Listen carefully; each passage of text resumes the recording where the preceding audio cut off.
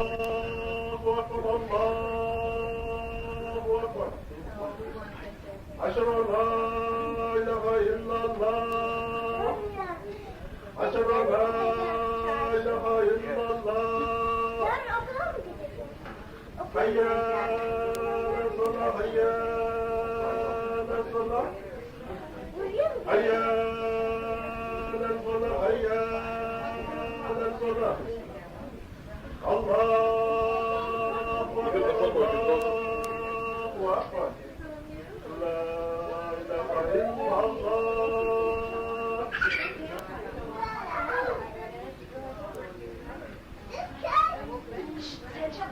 Gelin bakayım. Sen bakıversene.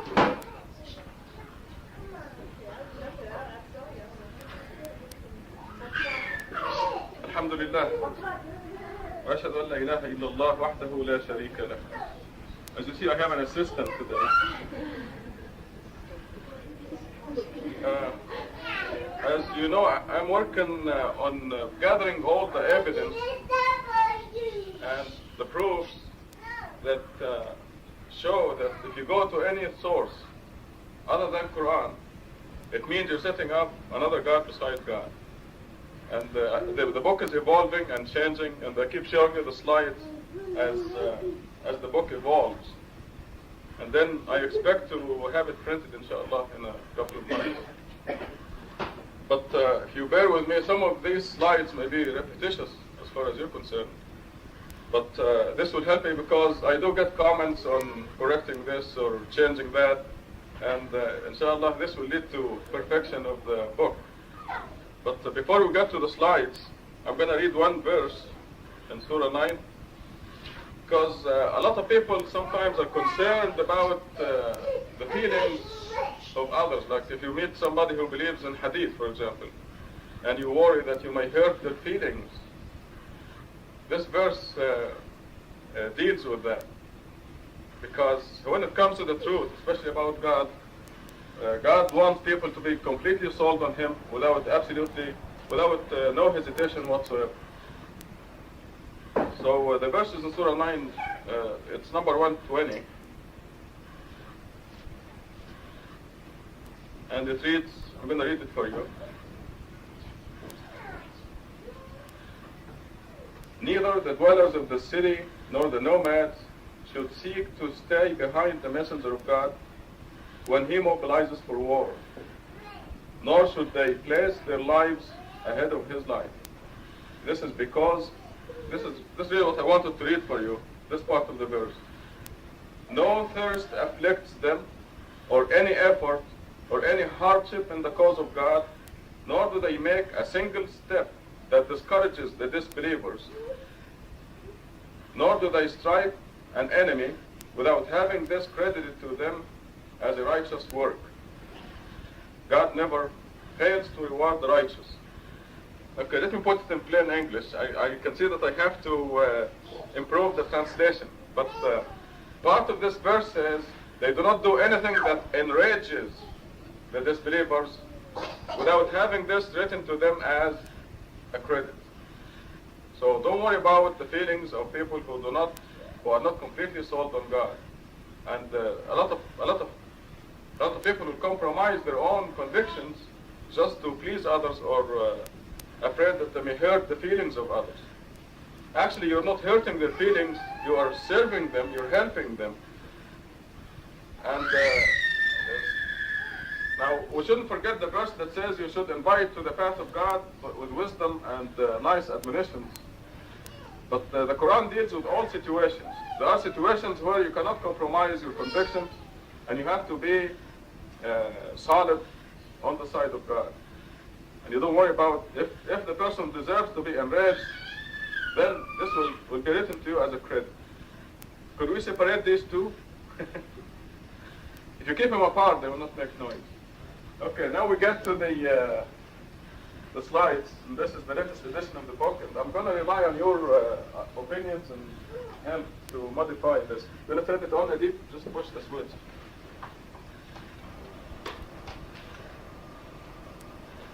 This is the new title. Quran times, our titles are becoming mathematical now. Quran times hadith equals 0. Because if you get the Quran and you uphold it, and you follow it, but then you seek any other source besides Quran, then you have 0. You have nothing. Also, when you multiply anything by 0, the result is 0. Now, there is no salvation without obeying the messenger, and these are the verses. So, when they tell you we must obey the messenger, you agree with them and you go even farther than they. You say, yeah, you must obey the messenger. Furthermore, you do not obey the messenger. These are the verses, and we're going to have it printed for you someday. When delivering God's messages, messengers do not speak on their own initiative. And we see this documented in the previous scriptures in the Bible, the Old Testament, the New Testament. And the Prophet Muhammad is represented by Quran alone. These verses here from Surah 5, verses 48 to 50, repeat. These verses keep repeating that, oh, my assistant is given up. Yeah.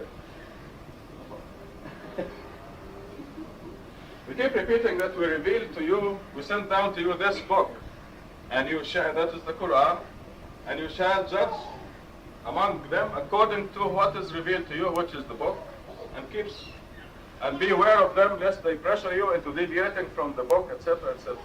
So the Prophet is represented 100% by the Quran. Now these verses are very clear. Now Muhammad forbidden from uttering any religious instructions other than Quran. See this part here? Had he ever let me go to the back. This Quran is the utterance of an honorable messenger. It is not the utterance of a poet, rarely do you believe, nor is it the utterance of a soothsayer, rarely do you take heed. A revelation from the Lord of the universe. This is an expression that is specific for the Quran. Tanzilun min Rabbil Alameen. Had he ever uttered any other religious utterances attributed to us, we would have punished him severely. Then we would have stopped the revelation to him. In other words, would have fired him. None of you could have protected him against us. Therefore, the Prophet did not utter any religious instructions other than Quran. Otherwise, he would have been fired as a messenger. Just very clear. Very harsh, actually, not just clear. Also, this is the utterance of an honorable messenger. Some people will tell you, the Quran says, obey God and obey the messenger. And they tell you, God represented by Quran and the messenger represented by Hadith. But we didn't get Quran from God personally. God didn't give us the Quran direct to me or to you. The Quran came through Muhammad. So the messenger is uttering the words of the Quran, the words of God. And there is a verse that you will see that says, when you obey the messenger, you're obeying God. Obviously, the messenger is not God, but when he's uttering the words of God, that is the Quran, then he absolutely makes no mistake, and we must absolutely obey him. That is the Quran. Muhammad ordered never to deviate from Quran. Deviation meant severe retribution. This is in Surah 17, verses 73 to 75. And it says here, they almost diverted you, Muhammad, from our revelations to you. They wanted you to fabricate something else, to consider you a friend. If it were not that we strengthened you, you almost leaned towards them a little bit. In Arabic, shay'an qalila, a little bit. Had you done it, we would have doubled the punishment for you in this life and after death, and no one could have protected you against us. Very, very harsh words. There's absolutely no deviation from Quran. And Muhammad ordered to deliver Quran alone, without the least alteration, and never to fabricate anything else. Now these verses speak of the Quran specifically. It says, when our verses are recited for them, those who do not expect to meet us would say, bring a Quran other than this, or change it. Say, I cannot change it on my own initiative. I simply follow what is revealed to me. I fear if I disobey my Lord, the retribution of a terrible day. Who is more wicked than one who invents lies about God or rejects his revelations? When we go to hadith, we commit both things. We reject God's revelations that state that Quran is complete and perfect, as we will see, and we follow what is the invention of lies, and there is the and rejecting his revelations. Inventing lies and rejecting his revelations, the two things. I'm trying to rush, but I'm slowing myself down. I better make haste slowly. Okay, one God, one source. Our Almighty Creator commands that Quran, specifically Quran, shall be the only source of religious teachings. Furthermore, we are told that the acceptance of any other sources for religious guidance equals the setting up of other gods beside God. This is verse 19 of Surah 6. And it says, say, O Muhammad, whose testimony is greater? God is the witness between me and you that this Quran, by name, was given to me to preach it to you and to whomever it reaches. However, you certainly bear witness that you set up other gods beside God by upholding, this is parenthesis, by upholding other sources beside Quran. It's obvious from the flow of the words. Say, I will never do what you are doing. I disown your idol worship. So this verse is very clear, and we're going to see more verses. One God, one source. In the strictest possible language, we are commanded to uphold Quran, the whole Quran, and nothing but Quran.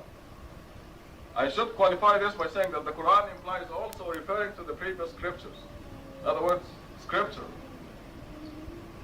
Repeatedly, we are commanded to uphold the Quran as the only source of religious guidance. Again and again, we are reminded that the following of any other source beside Quran equals the setting up of other gods beside God.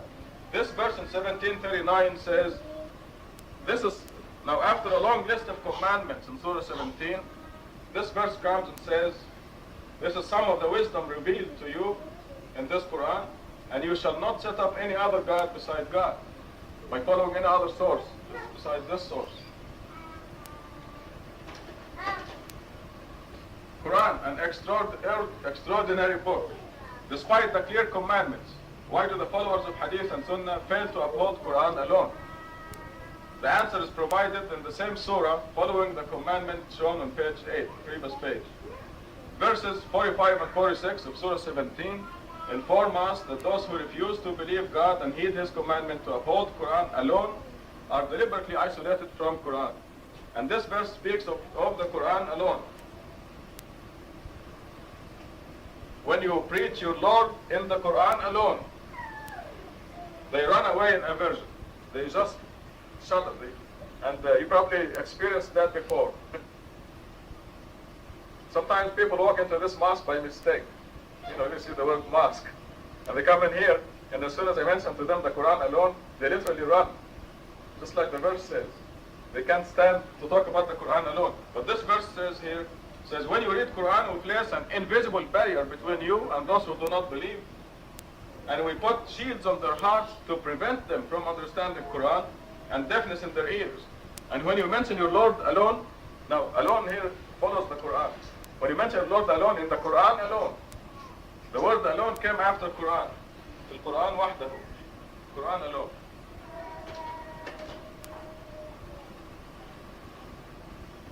Do you believe God or not?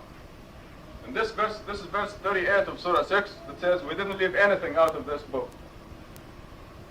And in this verse 114 of Surah 6 says, God revealed the book to you fully detailed.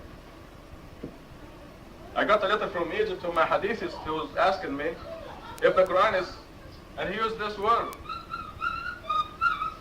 He said, if the Quran is fully detailed as you say, where do we find the prayers?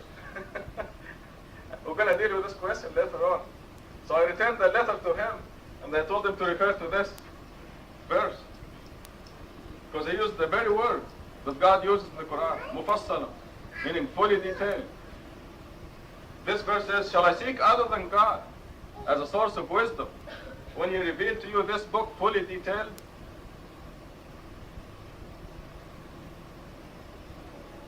Now the people at the time of the Prophet, for example, I'll give you a question and have you imagine this. What did they think about the sun, for example? Was the new sun coming out every morning? But they didn't know about the earth and the sun and the moon, the information that we know today. How much knowledge did they have, including the Prophet himself? What do you think they thought in their mind about every morning the sun comes from the east and goes in the west? Now, where is it coming from? Where is it is it a new sun every morning, or what's going on here? Now, God created the sun and the moon and the earth and the solar system. Did you look at the moon last night? You see the two eyes, a nose, and a mouth? Did you see it? Now that's God's sense of humor. And it provided a lot of poetry for the Arabs across many centuries. Now, people can think of God as running the world like... Now, I want you to think of God when he was designing the moon. Now think, just to bring it to our mind, think of a chairman of the board sitting at a desk, and this chairman of the board is designing the moon. The chairman of the board says, let us give the people of Earth a satellite, a moon that will light their night certain times and help them calculate the months. Because you can calculate exactly the day of the month by looking at the moon, the lunar year. Well, let's put two eyes and a nose and a mouth in this thing. But the physics of this matter, the moon has to turn around. The moon rotates around itself, right? But now how do we make it so the people of the earth will always see one side of the moon, that is the face, with the two eyes, the nose, and the mouth. So let us make the rotation of the moon exactly the same speed as the rotation around the earth. And I gave that demonstration to most of you as to why we see one side of the moon. Well, this makes us think of the greatness of God and how he designed the creation of the heavens and the earth, and how much wisdom did the people of that time, of the time of Prophet Muhammad, how much wisdom did they have? So we seek that wisdom. Now, I see some of you need a demonstration. Let's make that demonstration again for those of you who didn't see it. Okay, it's 20 to 1. Let's say this is the same side of the moon that you see all the time. We only see one side of the moon, even though it rotates around itself. This is the earth right here, and this is the moon. Now, this thing is going to go around itself exactly one time. But at the same time, it's going to go around the earth, all right? However, because this rotation around itself is exactly to the second equal to the rotation around the earth, the people of the earth will always see one side. So watch this. Here's the moon going around the earth. It's a satellite. Now it is going around itself now and going around the earth at the same time. See that?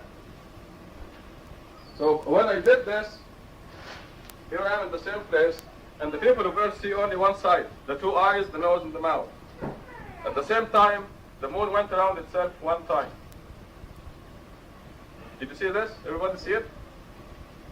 See, right now I was facing this way, and when I was over there by Baruni, it was facing that way.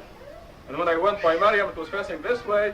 When I came to Dr. Mahmoud, it was facing this way, and it was facing this way. So it made a complete circle around itself. We just have to think of this very minute component in the universe, how God designed the moon for us. And now putting two eyes, a nose, and a mouth, and the very enigmatic expression on the moon. You can see the moon, and if you want to see it sad, you'll see it sad. If you want to see it smiling, you'll see it smiling. It has a neutral expression. So whatever mood you have, the moon will help you. And this is God's design. So this verse here is saying, shall I seek other than God for wisdom? When he revealed to you this book fully detailed, so all the wisdom we need is in the Quran.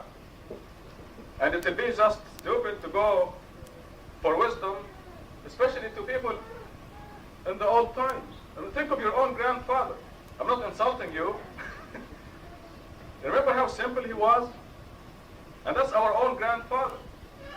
How much knowledge did he have? Did Did he have as much as you? Would you go to him for wisdom? Your own grandfather. Each one of you had a grandfather. So let alone going back 1400 years, seeking other than God for wisdom. This is why God didn't invent all these advances in technology and computers and airplanes and things until the final scripture came. So we cannot seek any wisdom from those people who didn't know much. Just what did they think of the sun coming out every morning? Can you imagine all the superstitions and all the stories, the speculations? They had no schools. Shall I seek other than God for wisdom when He revealed to you this book fully detailed? And this verse says, the word of your Lord is complete in truth and justice. The word in Arabic is tammat. I put a star under it. Doesn't mean anything else. Cannot be interpreted.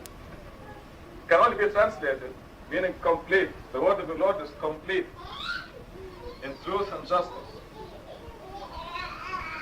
So the question here is, do you believe God or not? It's as simple as that. And God says, if you decide you don't want to believe me, I'm going to block you out. This is what the Quran says. We've seen it in the last page, I think. Yeah. When I put an invisible barrier. There's no wall. You don't see it. It's invisible. When the people who decide they don't want to believe God. But that's not enough. God says, I'm going to put shields on their hearts. And in case you miss the meaning of the shield, it says to prevent them from understanding the Quran. And deafness in their ears. I mean, total block out. So the question is, do you believe God or not? This is what you tell them. And not believing God is disastrous, as we will see. The consequence of not believing God, there. Those who refuse to believe my revelations and are too arrogant to accept them, the gates of heaven will never open for them, nor will they ever enter paradise until the camel goes through the needle's eye. Now, what was the biggest needle you've ever seen? I guess Diana can tell us about that. She's got lots of needles in her shop. The biggest needle not past a lady's bug. Ladybug. What's that ladybug? Let alone a camel. So God is saying it's a physical impossibility for people. It's a physical impossibility for people who refuse to believe God's revelations that they'll enter heaven, or the gates of the sky will open for them. There are more consequences than that. Important criterion of divine revelation. Some people will tell you hadith is also divine revelation, like the Quran. You probably heard it before. But God gave us a criterion in Surah 15, verse 9. It says, my message, my final message, will be perfectly preserved. And by their own admission, the vast majority of hadith and sunnah are false, are fabrications. They'll admit that, especially if it doesn't agree with them. Hadith and sunnah are 100% conjecture.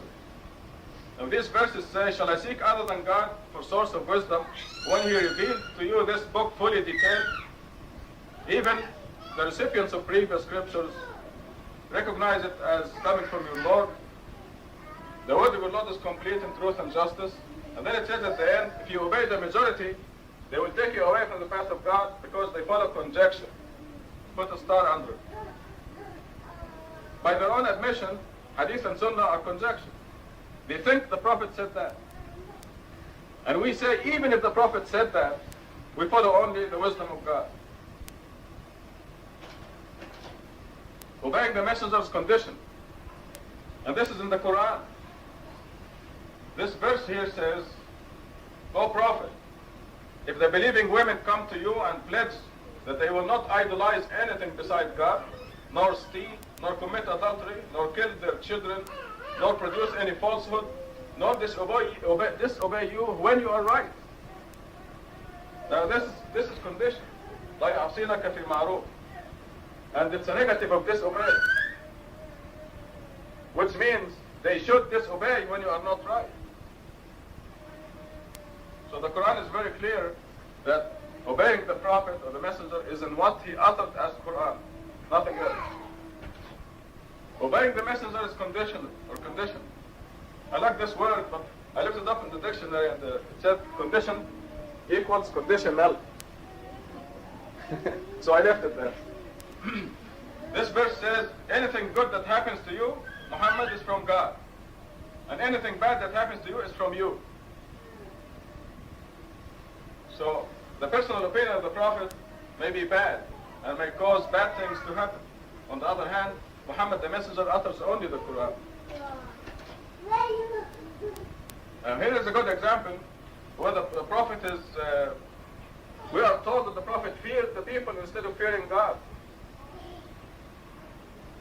And certainly God doesn't hate the Prophet. Why is he scandalizing him all over the world through the Quran? Why?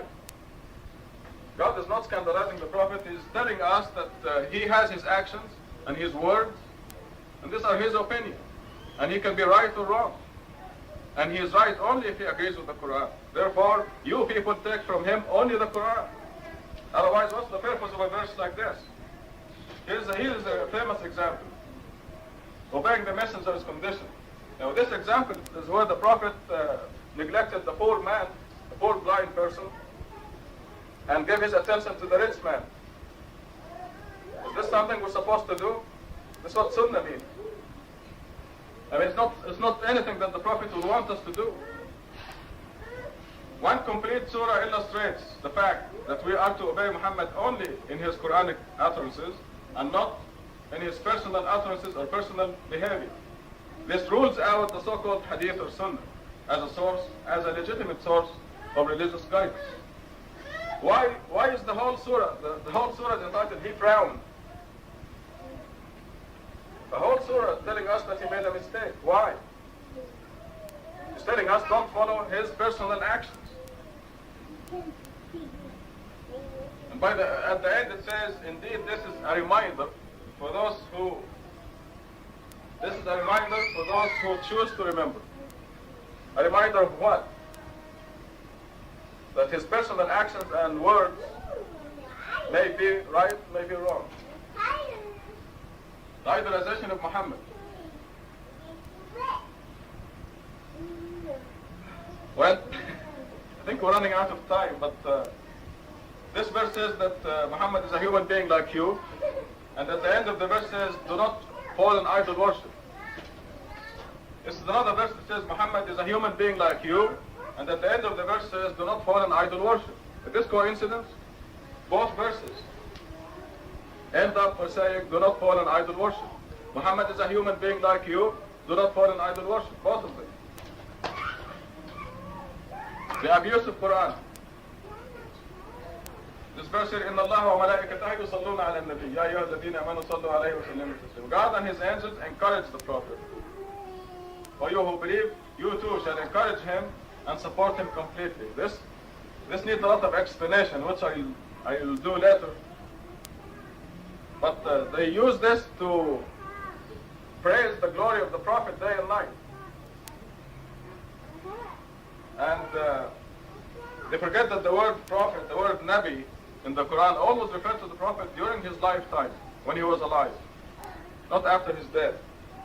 And then we're told 13 verses before this that God and his angels make salat on the believers, every single one, you and me, if we are believers. God and his angels will make salat on us to take us out of darkness into the light. So I'll get to this later, but I have to quit.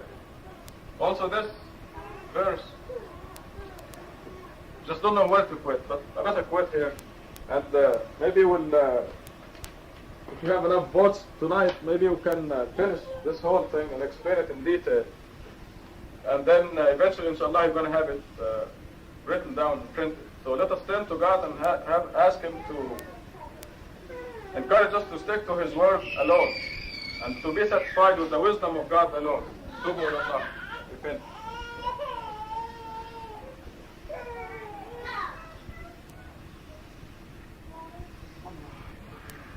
Alhamdulillah wa ashhadu an la ilaha illallah wahdahu la sharika lah. Hopefully this book will give you the evidence that you can show anybody supporting the idea that it's wrong.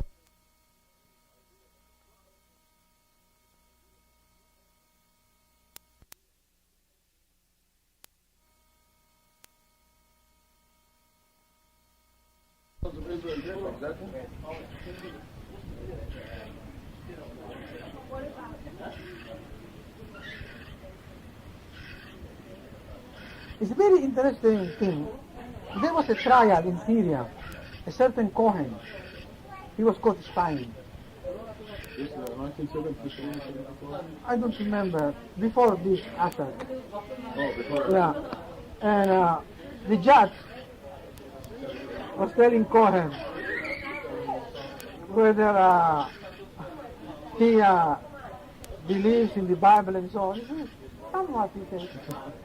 Why don't you beat him up for this? Then he asked him, do you believe in the Talmud? He said, somewhat. And then the judge told him, don't you know it is the Talmud is against the Bible? Right. Very interesting.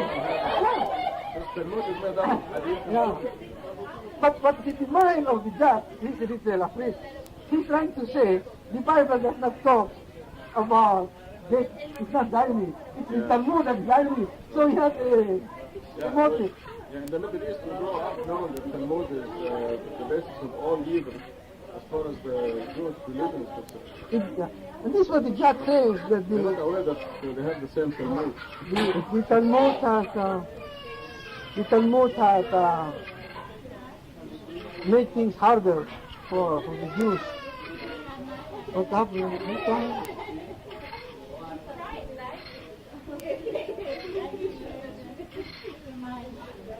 This girl will have a stomach ache if she exposes her stomach. That's what we believe. Well, now, some people It's say pretty we're high going in to here. finish this book rather than the Quranic study. Is that okay by you? Mamo, Is it alright by you to just see the slides? Amo, go on. You don't have to ask me on these things. Terrible. We just do what we, one way or the other one we learn.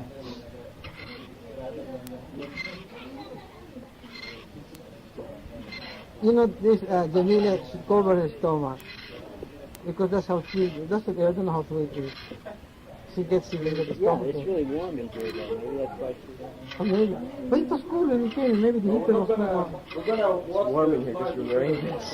Maybe that's maybe I should go right. Or do it like Jamila. Do it like Jamila.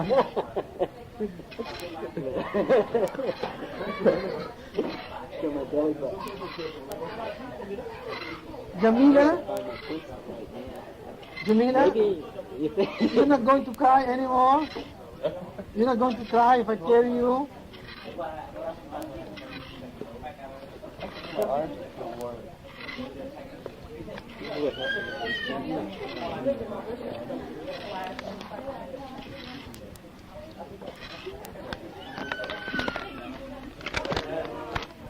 As you noticed in the Jum'ah, in the khutbah today, I was trying to rush through these slides, but we're not doing them justice. So yeah, I have to go slower. we'll just go slow and look at them carefully and also ask questions, because in the khutbah there isn't much chance for asking questions and ask for clarification. So we'll just go study this slide very carefully.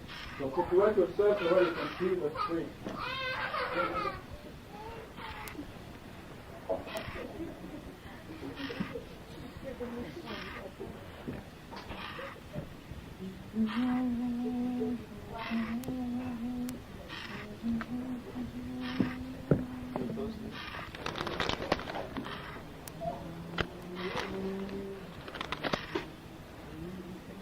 Okay, I'm gonna say alright to the room.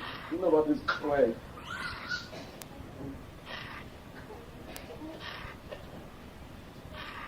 Okay, these are the ones that we saw so many times.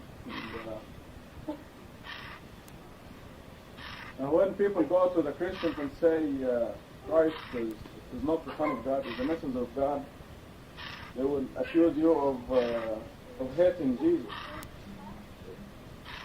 when you're actually telling the truth. And the same is true with the Muslims. If you go and say you follow only the Quran, they may accuse you of hating Muhammad, which is not true. When you say Jesus is the messenger of God, you're actually a friend of Jesus, and you're going to be with him in heaven. And the person who accuses you of hating Jesus, because he thinks that Jesus is Son of God or Trinity or whatever, that person, Jesus will disown that person on the day of judgment. And that person will never be with Jesus in heaven. So don't let them tell you that you don't like Muhammad or you're against Muhammad because you're against Hadith. What happened is they fell in a trap where Satan told them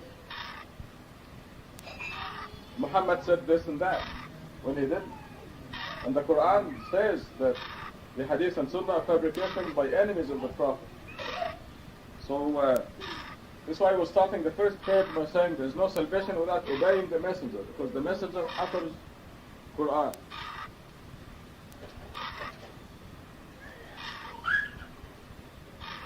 And you see these biblical instructions, when delivering God's messages, messengers do not speak on their own. Here is Moses in Deuteronomy saying, a prophet like me will the Lord your God raise up for you from among your own kinsmen. To him you shall listen. Now he's referring to Muhammad very clearly because it says, from among your own kinsmen.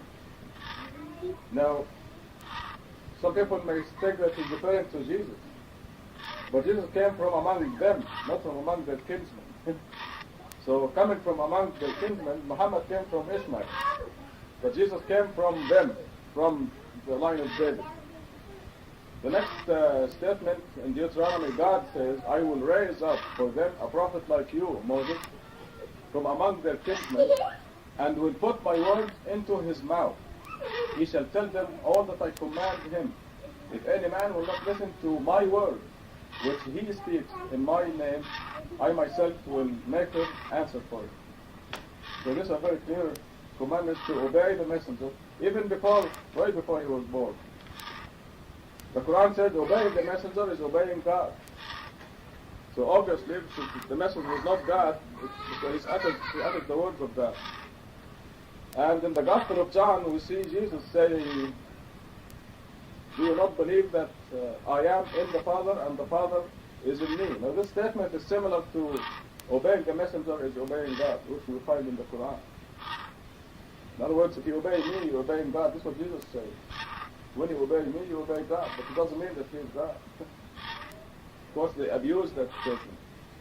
But the Father abiding in me does his words. So God puts his words through the mouth of the messenger. And this is why it is absolutely required that you obey them. In John 16:13, when he, the Spirit of truth, comes, he will guide you into all the truth.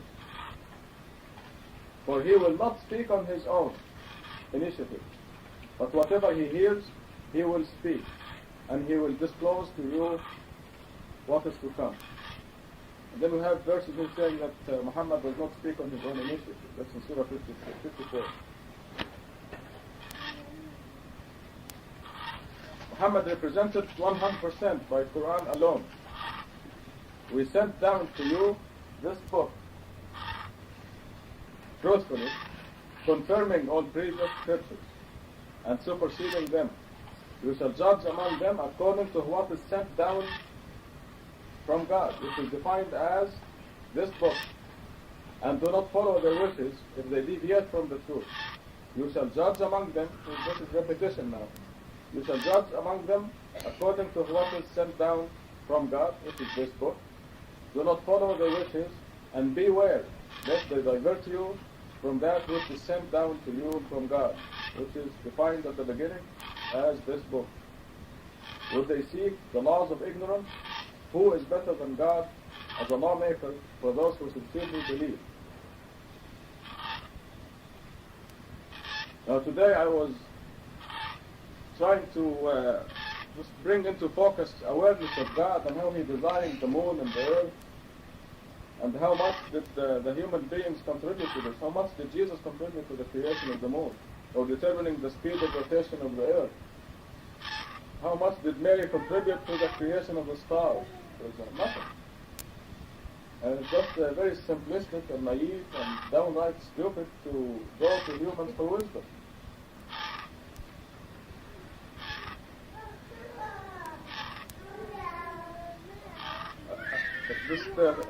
The problem with most people is the lack of awareness of God. They're walking around, driving around the streets, and they think of God as something abstract, but God runs the world like the chairman of the board. This person is fired, this person is hired, move this person here, put that person there. Nothing happens without God's permission and control. So you could see, I used the moon as an example. Did you see the moon tonight? You see the two eyes, the mouth, and the nose? You see the face? Am I the only one who sees this? Or does everybody? I see a very clear face. Yeah, so, I mean, you have to know that this is a deliberate design by God. Now, the reason we see the same side of the moon is that the rotation of the moon is very slow. The moon takes 28.5 days to go around itself. 28.5, which is the length of time it goes from new moon to new moon. And it is going very slowly around itself, just going around the earth, like I showed you this afternoon. And the idea is to bring into focus awareness that God runs the world, that designs everything on purpose, everything by exact measure. The number of drops coming out in the rain is determined by God. The number of drops, even less than that. In Surah 10, God says, not an atom in the heavens or the earth is out of my control, absent from me. Muhammad forbidden from uttering any religious instructions other than Quran. And this is the verse where it says that the Quran is the utterance of an honorable messenger. It is not the utterance of a poet or a soothsayer. It's the revelation from the Lord of the universe. And then it says, had he uttered any other religious utterances, we would have punished him severely. And none can protect Muhammad from God's punishment. This is in that verse. Therefore, the Prophet did not utter any religious instructions besides Quran. And this verse, Muhammad ordered never to deviate from Quran. Deviation meant severe punishment. Surah 17. I'll go a little faster in this because we've seen it before. This is the verse that speaks specifically about Quran, where they ask Muhammad to change the Quran or bring something else. And his order there to say, tell them I can't do that. I have to deliver only the Quran. And the rest of the verse talks about fabrication of lies and talks about intercession, by the way. You see the last part down there? The guilty never succeed. Yet they idolize beside God those who possess no power to harm them or benefit them and say these are our intercessors with God. Such is idol worship. And the myth of Muhammad the intercessor is quite prevalent in the Muslim world.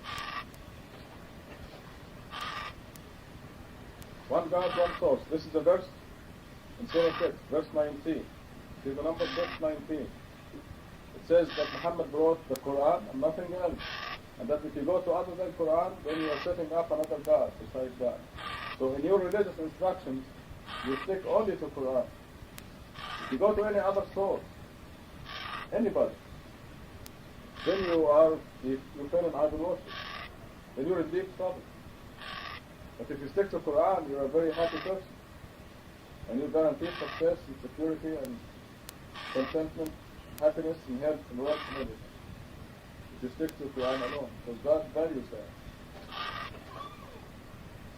This is another verse in Surah 17, 1739.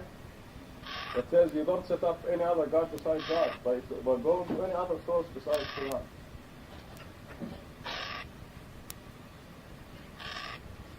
Quran is not a usual book. It's not like books of mathematics or physics or chemistry. Not everybody can read the Quran. Not if they are professors of Arabic linguistics they will not understand the world unless they're sincere believers. At the same time, we're told that God will put the Quran in the believer's heart, regardless of their language. So don't let anybody shake you up that you don't know Arabic or this or that.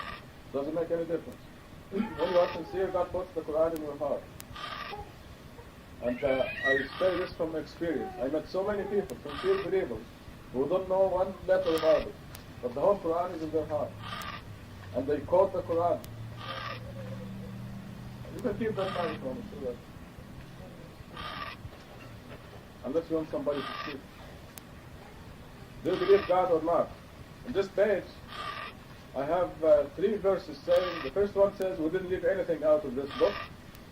The second one says, shall I seek other than God for wisdom when He sends down to you this book, fully detailed? And the last verse says, the word of the Lord is complete. When you tell them that the Quran is complete or not, they say, yes, the Quran is complete, but. There's always but, if, or and. And I always tell them, I want you to answer me without if, and, or but.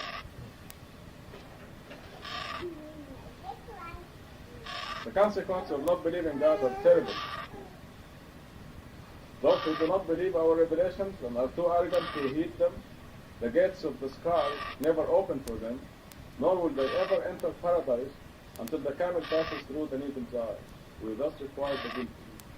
Thus it is a physical impossibility for those who refuse to believe God to enter paradise. The Quran is a great blessing or a terrible curse if they don't believe it and follow it. But the blessing is just unimaginable. Important criterion of divine revelation. If they tell you hadith is a divine revelation, you tell them they don't know what they're talking about. Because the criterion is complete preservation. The blasphemy is evident when they claim that hadith and sunnah are divine revelation. Do they not realize that God Almighty is capable of preserving His revelation? It's a blasphemy to say that hadith and sunnah are divine revelation. So they're accusing God of being unable to protect or keep it. And we're familiar with the big verses in the middle, but the one at the bottom says they insist upon following conjecture when the guidance is given to them herein from the Lord. If you remember the definition of Quran at the beginning of Surah number 2, it is defined as huda, guidance. And this is exactly the word used here. We have physical proof that Quran is from God, but they don't have any shred of evidence that the hadith was even uttered by Muhammad.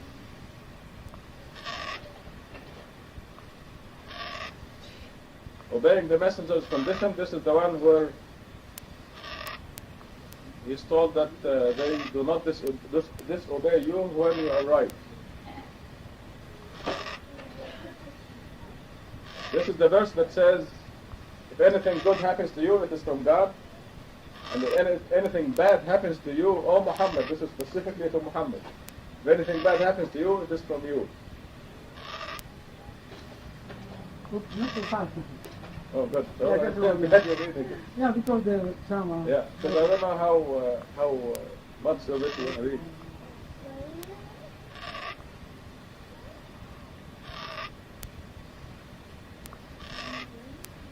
So the personal opinion of Muhammad may be bad and may cause bad things to happen.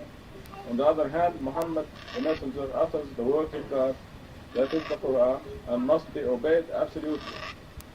For whoever obeys the messenger is obeying God.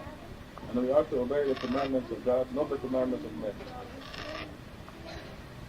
This is the verse where Muhammad's adopted son divorced his wife. And Muhammad was ordered to marry the divorced wife of his adopted son in order to establish a precedent. It is perfectly alright for a man to marry the divorced wife of his adopted son, not his genetic son. But the Prophet Muhammad didn't want to do it because it was contrary to the traditions of Arabia at the time. He was afraid of the people instead of fearing God. And this is the famous surah entitled Be Proud. I don't think God will want us to neglect the poor person because he's poor, or give our attention to the rich person because he's rich. That is not a behavior to be imitated. And I don't think the Prophet will want us to do that either. So this is Quranic proof that we are not to follow the Sunnah. Sunnah means imitation of the Prophet.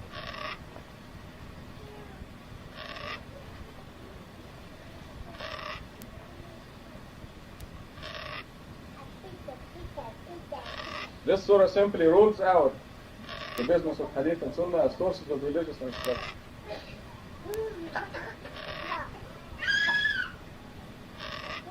Idolization of Muhammad. This is a verse where Muhammad is described as a human being like you.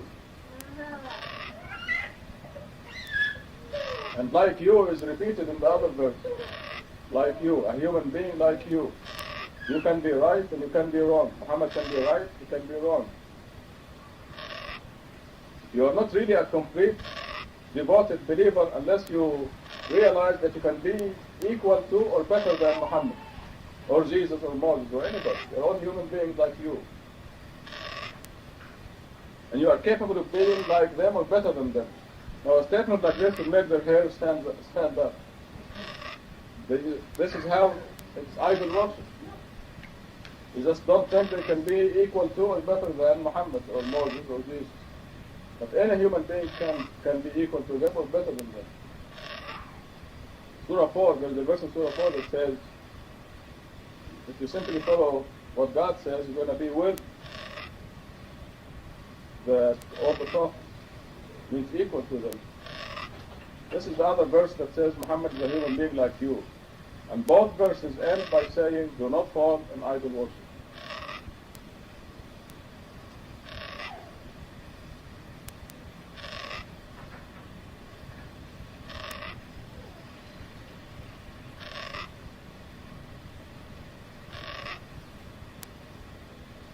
See, Ustaz? Yes,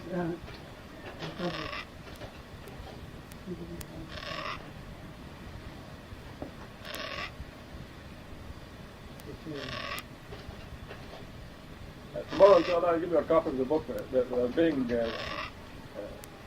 copied today. yeah, yeah. Well, just copies of the But you manuscripts. mean Kuzon? Yeah. Okay, abuse of Quran. This verse says God and His angels make salat on the Prophet. Now I put the translation right there. Encourage the Prophet. O you who believe, you too shall encourage him and support him completely. This is about the most abused verse in Quran because they have at least 100 hadiths that say if you say Allahumma salli ala Muhammad 1,000 times a day for I don't know how long, you're guaranteed heaven. You'll never go to hell. So you can do anything you want after that. You can quit your prayer and you don't have to fast or nothing. Did you get what Carl said? He said you don't have time for anything. Yeah, really. And they do it. People do it. I mean, who doesn't want to guarantee him?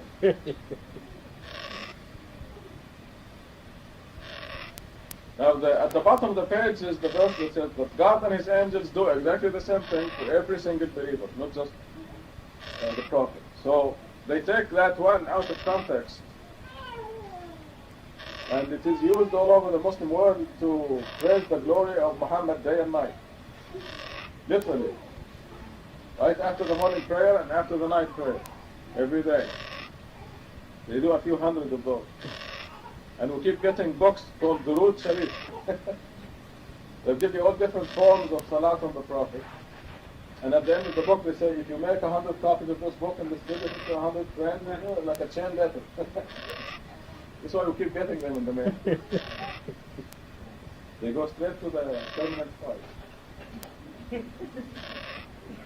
This verse here is also abused, and the Prophet, the Messenger of God, is a good example for you. And we say, of course, he's a good example for us.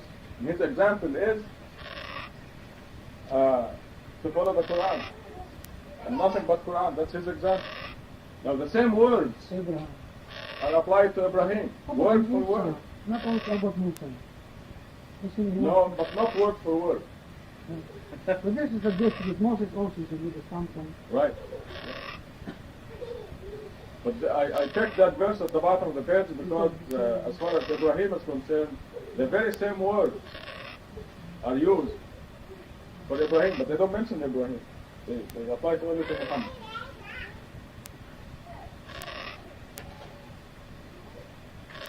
Does God hate Muhammad? Of course not.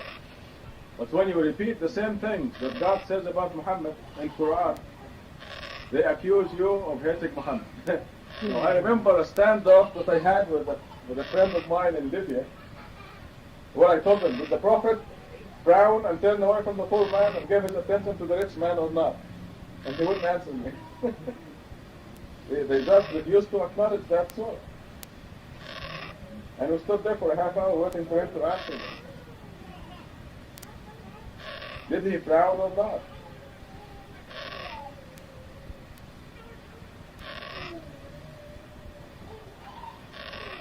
So when you say the same thing that God says about Muhammad, they tell you hate Muhammad. You're a hater of the Prophet.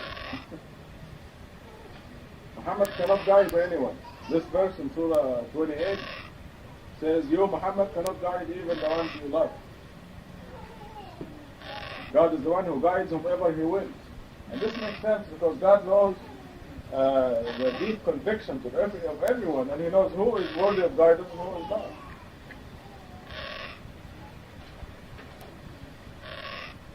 The true love of Muhammad, the true love of Jesus is to recognize Him as a human being and the messenger of God.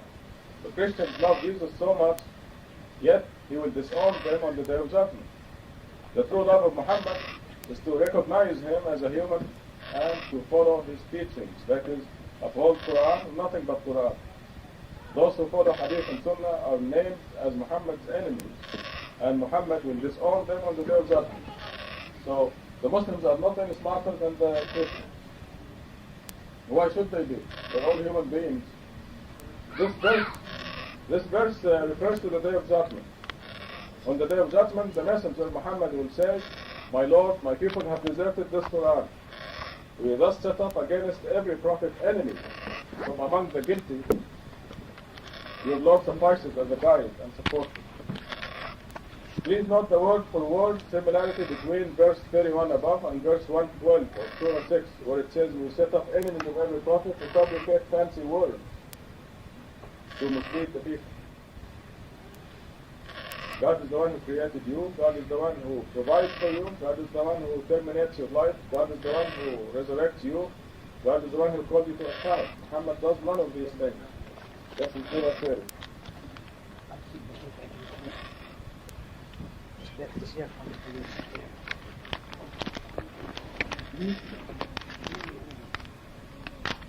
That's better this way. Yeah. Say, O Muhammad, I do not bring anything new that is different from any other messenger. I have no idea what will happen to me or to you. I simply follow what is revealed to me. I am no more than a manifest warner. The next verse says, say, O Muhammad, I possess no power to benefit or harm even myself, except in accordance with God's will. Nor do I know the future. Had I known the future, I would have increased my wealth, and no harm would have afflicted me.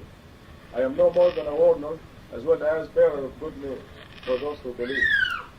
Yet, you're going to see the hadith in the next page.